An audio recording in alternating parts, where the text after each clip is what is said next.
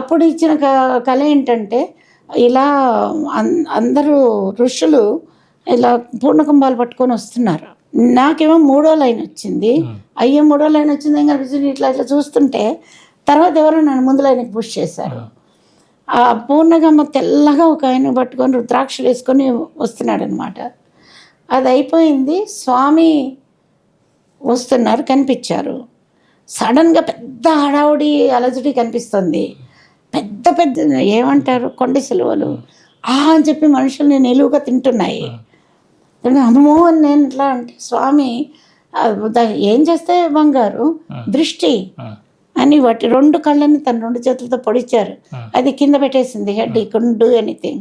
ఇంకో కొండ సిలువ అలాగే చేస్తుంది, దాని మీద నువ్వు చేయి అని అంటే స్వామి నేను కమాన్ అని అక్కడికి ఎక్కించేశారు.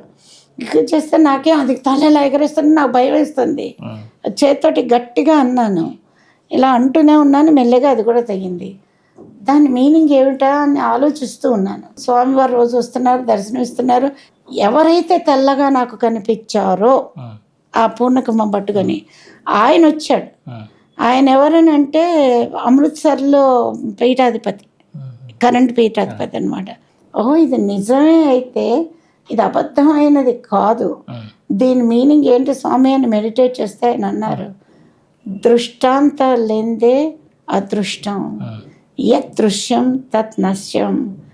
ఈ స్నేక్స్ అంటావా, కొండ సిలువలు అంటే ఏంటి, పావులు అంటే ఏంటి, మాయ. ఈ మాయ మనుషుల్ని తినేస్తోంది. నేను 2 కళ్ళు పొడిచి మాయని చంపగలను, ఆ మాయని చంపడానికి నేను ఎంచుకున్నాను అని చెప్పారు.